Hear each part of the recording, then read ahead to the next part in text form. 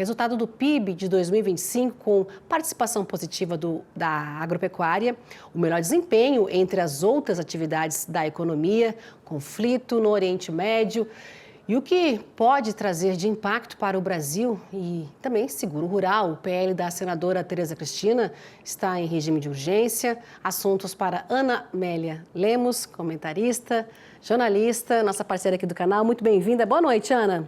Boa noite, Simone. Olha, cada dia tem uma surpresa, né? A maioria delas nada agradável, né? Porque, veja, tudo é preocupação, né? Eu até antes de você começou a fazer uma chamada aqui da manchete do ministro Haddad, sim. falando que o Brasil tem autonomia para enfrentar a questão da guerra. Eu acho que é precipitado o ministro dar uma declaração dessas, porque você já está enfrentando um problema de risco, de aumento dos preços dos combustíveis, isso impacta sobre a produção, especialmente a área do setor agropecuário, e também a questão de fertilizantes, e também os produtos. Agora tem um navio carregado de carne de frango lá sem poder sair do lugar. Então, tudo isso aí é, digamos, problemas que temos que enfrentar, que é a logística, caso essa guerra continue. O ministro falou que a economia está em um bom momento, não é? E que essa turbulência a curto prazo não deve trazer esse impacto, mas lá para frente não se sabe. Aliás, um detalhe interessante, Simone, para esclarecer os nossos telespectadores também do Agro Mais, formalmente, oficialmente, a balança comercial Brasil-Irã, formalmente e oficialmente, é de 3 bilhões do que nós vendemos para lá. Mas, na verdade, em função das sanções comerciais impostas ao Irã por países como os Estados Unidos, esse produto brasileiro que alimenta a população do Irã com produtos da agricultura, que é o caso do milho, é o caso da soja, é o caso do açúcar também, do café, vai por terceiros mercados, vai por terceiros países, né? Vai por outro lado. Então, na verdade, o total que o Brasil manda para o Irã é 3 vezes mais do que o oficial, em função exatamente dessas sanções. Mas é o mecanismo que se encontra para fazer o atendimento. Então, o Brasil tem um papel muito importante na alimentação da população iraniana. Então, a situação que está lá muito complicada, mas como o Irã, segundo autoridades com quem eu conversei ontem, do Irã, ligados ao Irã, e que conhecia a realidade brasileira, o Irã não tem capacidade para suportar o ataque de duas potências militares, como é o caso dos Estados Unidos e Israel, e, portanto, isso eles estão fazendo agora um lance para tentar chamar uma negociação e um acordo. Eu achei que fosse otimismo demais, né? Porque quando está em jogo não apenas uma questão, eu diria, de defesa, mas está em questão uma questão religiosa, que é a questão lá do comando, né, do governo, que tem uma fé, um dogma, que isso é incontrolável. Você não pode avaliar, sob o olhar ocidental, a forma de eles pensarem o país deles, né? A população pensa diferente. A população é outra coisa, mas a população parece que já está resignada com tantos sofrimentos que tem passado. Pois é, Ana, e o conflito entre Estados Unidos, Israel contra Irã preocupa, então, o comércio do agronegócio brasileiro, que pode ser impactado com entraves logísticos. Vamos ver. A escalada de tensões na região pode afetar o fluxo comercial entre os países. Em 2025, o Brasil exportou aproximadamente 3 bilhões de dólares em produtos agrícolas ao país persa. Destaque para o milho. Segundo o mapa, Ministério da Agricultura, cerca de 23%, ou 9 milhões de toneladas, do volume total do cereal brasileiro exportado, foram destinados ao Irã. O país persa também é um forte fornecedor de ureia, insumo fundamental para a fabricação de fertilizantes. Dados do Ministério do Desenvolvimento, Indústria, Comércio e Serviços apontam que no ano passado as importações de produtos agrícolas do Irã somaram 84,5 milhões de dólares. A ureia respondeu por 66,8 milhões do total importado. O cenário reforça a dependência de fertilizantes importados pelo Brasil. Tem isso também, né? O que Essa o questão energética. O ministro Haddad, né, ele falou, então isso aí, essa questão é a logística, é a produção agropecuária brasileira, então isso pode encarecer, não só também da questão dos combustíveis, né, que impactam sobre o diesel, que é usado nas máquinas que plantam, nas máquinas que colhem, né, e tudo mais, e dos caminhões que levam a mercadoria, já que nós não temos navios, né, e nem trens para transportar o nosso produto. Vai ainda com uma logística atrasada. Né? E essa logística toda pode ser impactada, já está sendo, que a gente está vendo o Estreito de Hormuz fechado, uma fila de navios por lá, o agro com essa lupa gigante observando, né, porque como a gente viu na reportagem, o Brasil ele importa, depende de fertilizantes, não só do Irã, depende do mundo, né, dos países produtores. Marrocos também. Né? Então, o Brasil compra muito fertilizante nitrogenado, a ureia nesse caso, não é feita a partir de nitrogênio, do gás natural, aliás, e tem essa expectativa de relação também ao que compra, ao que pode chegar mais caro, ao que vai ser exportado também, porque a gente viu a BPA falando que pode buscar novas rotas aí para poder chegar esse produto lá. Eu conversando com um analista da Safras e Mercado, Fernando Iglesias, disse que eles não devem deixar de comprar, o Irã não vai deixar de comprar, eles precisam, comer, né? Exatamente, compram frango brasileiro, comprar carne, não é? Enfim, nessa expectativa de não deixar, mas pode vir para cá o preço. Está acontecendo um fenômeno que já tiveram informação, Simone, que eu acho que é novo, uma autofagia pela falta da comida, do milho. O milho é usado para alimentação como ração animal, para frangos, para os animais que eles criam, e está faltando. Então, o animal não está tendo a comida, porque a guerra impede também de fornecimento.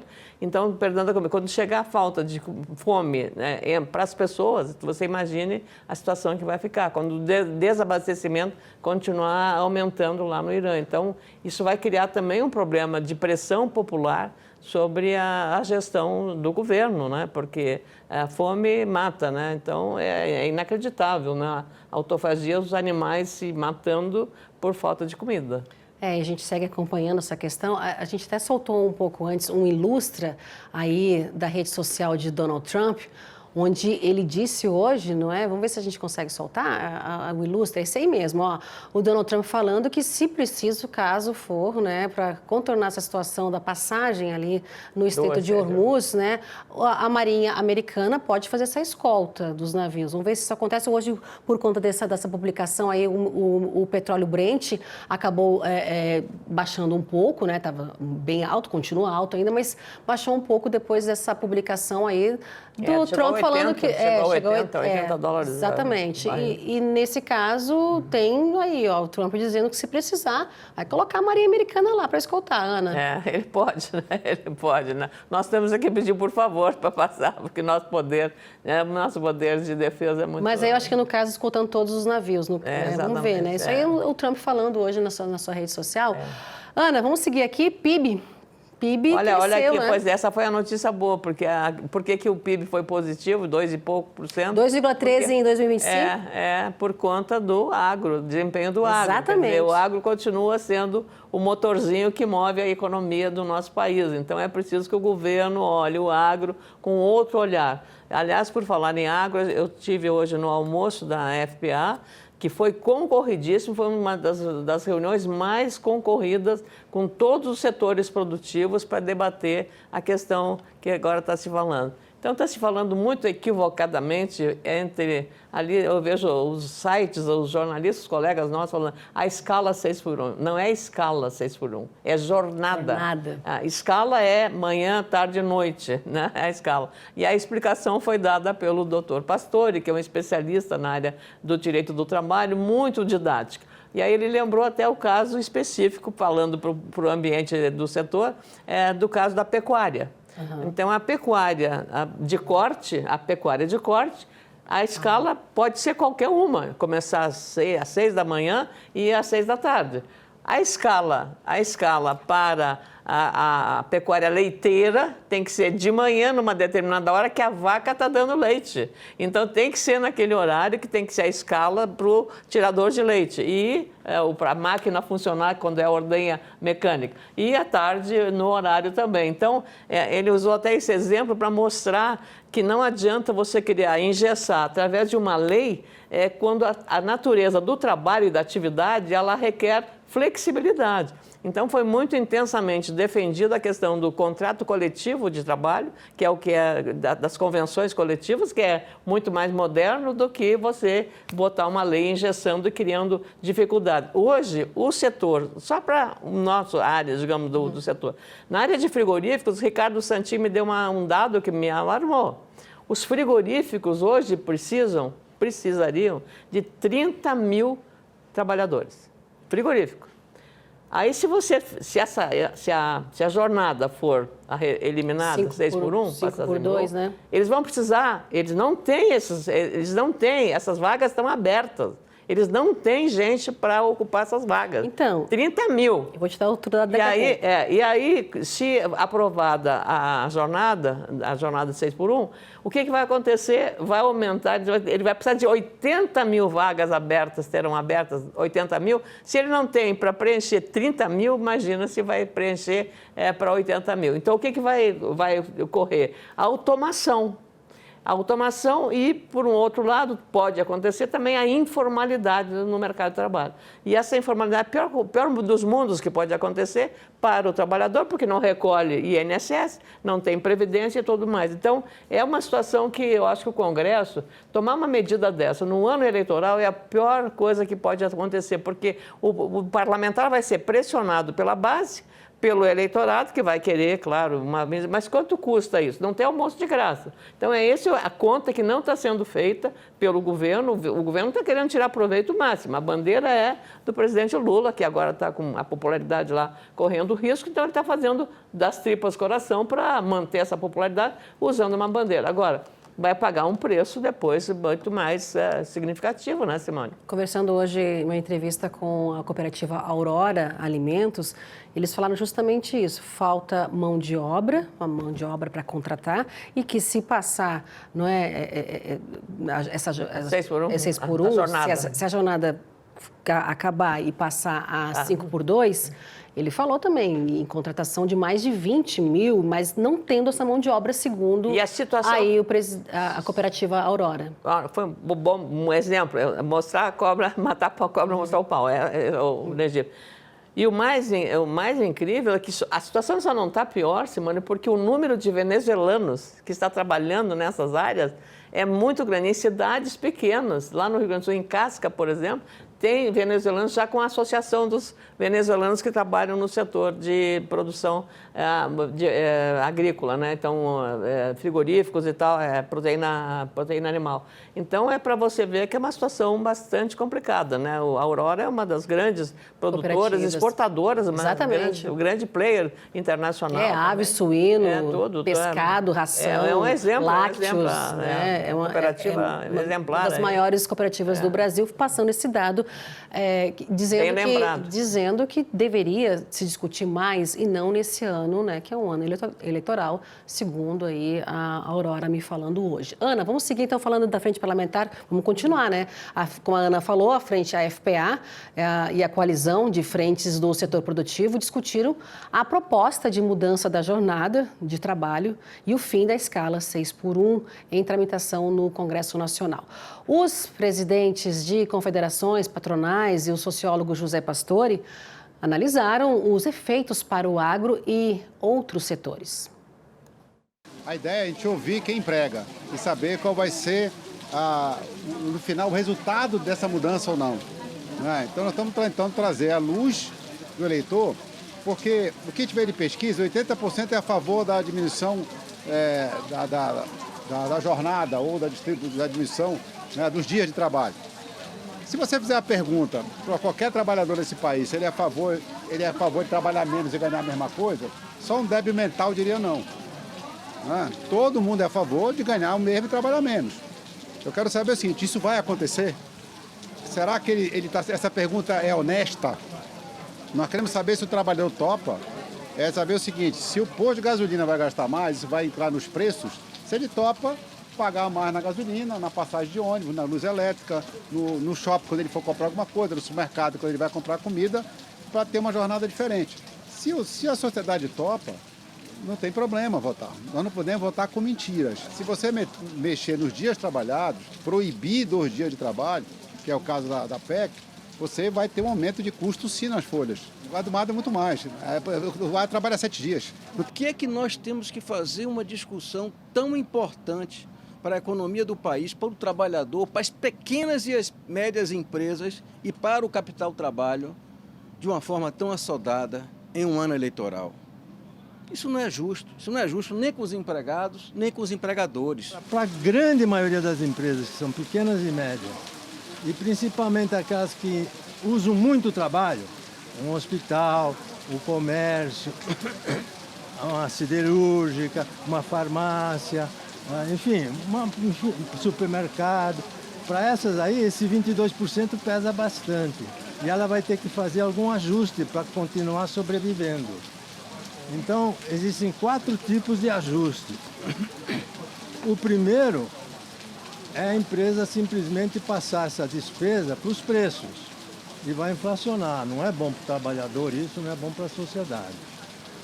Um outro tipo de ajuste, aquelas empresas que têm capital, e que podem pagar esse juro alto que nós temos, ela vai comprar máquinas e vai mecanizar. Então isso vai desempregar, não é bom também. Uma outra alternativa, a empresa ao longo do tempo, ao longo de 1, 2, 3 anos, ela começa a trocar o trabalhador que ganha mais por um trabalhador que ganha menos, para ela poder voltar para o equilíbrio.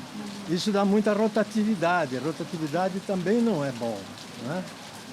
E algumas outras empresas podem fazer o seguinte, vai diminuir a escala dela, vai ficar pequena. Em vez de ter 7 filiais, vai ter uma filial só. Aí então isso vai dar o quê? No conjunto, se todo mundo reduzir, todo mundo encolher, você vai ter uma recessão no país. Pois é, né, Ana? Todos Eu quero os só efeitos. destacar o papel do professor Celso Pastore, que foi levado para essa reunião pela ministra, ex-ministra, nossa querida senadora Tereza Cristina. Ele tem 91 anos.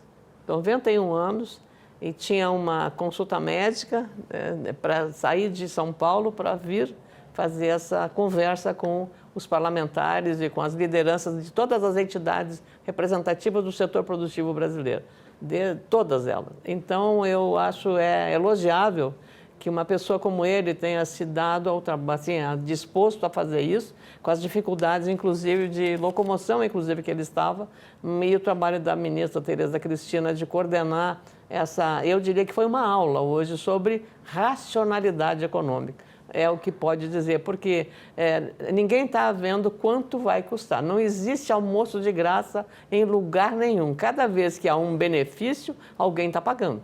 É a história da desoneração de 5 mil reais para todo mundo. Maravilhoso.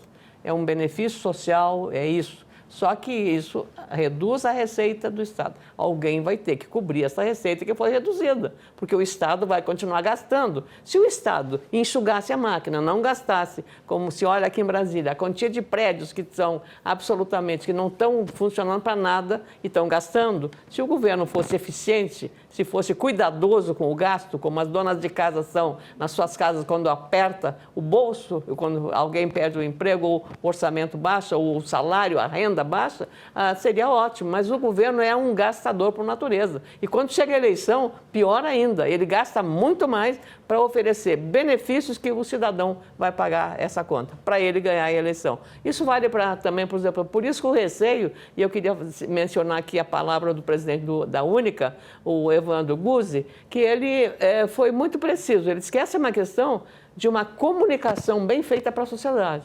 Enquanto a sociedade, que é o eleitor, que vai votar nos seus deputados, deputados estaduais, federais, estaduais, vai eleger senadores e governadores e presidente da República, pensarem na responsabilidade que é o voto. E aí fazer uma análise correta. Então, uma comunicação que todas as entidades, essa aliança grande que foi criada, para municiar o eleitor dessa informação. Porque se ele não sabe, não conhece, não tem informação, como é que ele vai tomar uma decisão dessa natureza? E outra mais, as prefeituras municipais, os estados, as fundações, as entidades públicas ou de economia mista que têm contratos de CLT também vão usar a jornada 6x1, vão entrar na jornada, não é porque é público, porque muitos são contratos seletistas, então a regra, a lei é a mesma. Então eles vão também ter, e quem é que vai sofrer? O cidadão em relação à prestação do serviço. Então vai custar caro porque ele vai ter que ou contratar mais ou vai ter que enxugar em outras áreas, entende, Simone? Então sempre o efeito precisa ser calculado. Quanto vai custar? Certo, vamos voltar ao PIB, cresceu então 2,3% no ano passado, alcançou aí 13 trilhões de reais, a produção agrícola, como a Ana também falou aqui, participação decisiva dela, viu? Os dados são do IBGE, vamos ver. Mais uma vez, a agropecuária foi o setor que ajudou nesse crescimento com 11,7% do total. O setor serviços foi responsável por 1,8% e a indústria com 1,4%. O PIB per capita chegou a quase R$60 mil, com um crescimento de 1,9% frente a 2024. O crescimento na agropecuária decorreu principalmente de aumentos na produção e ganhos na produtividade de várias culturas, com destaque para o milho e a soja, que alcançaram recordes em 2025. A pecuária também contribuiu com um saldo positivo. Na indústria, contribuiu positivamente a extração de petróleo e gás, com alta de 8,6%, e a construção civil, que variou 0,5% no ano. Já o setor de serviços seguiu aquecido em 2025, com crescimento em todas as suas atividades: comunicação, atividades financeiras, de seguros e serviços, transporte, armazenagem e correio. O consumo das famílias desacelerou, mas cresceu 1,3% em relação a 2024, com a melhora no mercado de trabalho, o aumento do crédito e os programas de transferência de renda. O consumo do governo também cresceu 2,1% o ano passado. Ana. Os números aí imagina-se que sejam corretos, porque há uma cobrança e uma crítica muito grande sobre esses números. E você sempre, às vezes, os governos gostam de dar uma maquiadazinha no número para favorecer um número positivo, que é desempenho de gestão pública. Então, tem esse lado da questão. Mas vamos acreditar que esse número seja aí. Agora, você vê, 2026... nós tivemos em 2025 uma safra razoável, boa. Uma safra boa, recorde, com clima bom, sem A estimativa para 2026 era de boa, mas já começou a haver problemas sérios no Rio Grande do Sul com a estiagem, seca fora de época no crescimento da soja, do milho em algumas regiões, então a gente ainda não pode precisar quanto vai ser. Além disso, tem o efeito da guerra. Esse efeito da guerra que, mesmo que dure 1 mês ou 2 meses, ela vai impactar sobre a produção, sobre o desequilíbrio. Então, é preciso aí, esse ano se preparar. E um ano de eleição você gasta muito mais também, né? Ano de eleição é ano de gastança, né, Simone? Então, o PIB brasileiro tem condições aí de alternativas. Agora, a crise, por outro lado, traz como alternativa no Brasil a valorização de quê? Dos combustíveis alternativos, do etanol e do biodiesel, né, que vai você acrescentar. Então, esses setores poderão ter uma valorização e um espaço maior na economia em termos de investimento. Por isso que grandes empresas que já perceberam um pouco isso antes da própria guerra, já estavam fazendo investimento. Então, o Brasil vai ser hoje, possivelmente, um dos produtores de energia limpa mais importante do mundo. Então, isso também é um lado, eu acho, positivo, porque aí é uma questão do milho, por exemplo, vai exportar. Não dá para ir para o Irã porque está trancado. Então, você tem essas questões de alternativa de consumo interno para produzir, agregar o valor do milho fazendo o etanol. Então, isso é uma alternativa que só a dinâmica, a tecnologia e a versatilidade dos investidores brasileiros estão tendo em relação ao agronegócio brasileiro. Certo, o nosso último assunto aqui, também importante, veio em meio ao aumento das perdas provocadas por eventos climáticos extremos, a Câmara dos Deputados deu um passo para acelerar, então, a análise de um projeto de lei que muda as regras do seguro rural. A medida busca dar mais previsibilidade ao produtor diante, não é, Ana, dos riscos no campo. Vamos ver. Os deputados aprovaram o pedido de urgência para o projeto de lei 2951 de 2024, que amplia o alcance do seguro rural e de seus benefícios. O texto é de autoria da senadora Tereza Cristina e o requerimento foi apresentado pelo deputado Pedro Lupion, presidente da Frente Parlamentar Agropecuária. A proposta busca aperfeiçoar os marcos legais do seguro rural e enfrentar um dos principais gargalos do setor, a instabilidade e a insuficiência de recursos para a subvenção ao prêmio do seguro. O projeto ainda não tem relator definido. Se for aprovado sem alterações, seguirá para a sanção presidencial. Caso sofra mudanças, volta ao Senado. Ainda depois, tomara que se isso fosse tudo muito rápido, mas se houver mudança, vai para o Senado, né, que é a casa de origem, e aí vai para o governo sancionar e tem que aí regulamentar. Aí é que a coisa fica mais complicada, as burocracias e tal. Ouve um, ouve outro, tem que consultar todo mundo para poder transformar em lei eficaz funcionando. Mas o fato é que precisa urgentemente modernizar o seguro rural. É um grande nó, uma grande deficiência no Brasil e é um grande prejuízo. Por isso que o endividamento está crescendo, porque você não tem uma proteção com seguro eficiente e moderno para atender a modernização também da agricultura brasileira. Lembrando que o setor ele tentou colocar um dispositivo na LDO que o governo vetou para proteger o seguro rural de cortes e contingenciamentos no orçamento, né, Ana? A gente segue acompanhando aí o PL, né, que talvez saia mais, tenha essa agilidade, né? Pelo menos os deputados deram uma boa contribuição aí com a colaboração da senadora Tereza Cristina, que conhece bem o setor, né, e também da própria frente parlamentar. Então vamos ver e torcer para que seja bem rápida, não só a tramitação no Senado, mas também a regulamentação especialmente. Certo, Ana Amélia Lemos, obrigada pela análise aqui hoje com a gente, nesta terça-feira. Amanhã a gente se reencontra aqui com outros assuntos, ou os mesmos até, em relação a esse conflito, né? Estarei talvez da pracinha que eu entrei lá em Porto Alegre, né? Da pracinha do futebol. Então, a Ana, direto de Porto Alegre amanhã, com a gente em outras análises, outros temas, ou quem sabe esse mesmo, como eu falei aqui, para repercutir, continuarmos repercutindo aí o conflito lá no Oriente Médio. Ana, obrigada, boa noite, até amanhã. Bom trabalho. Obrigada.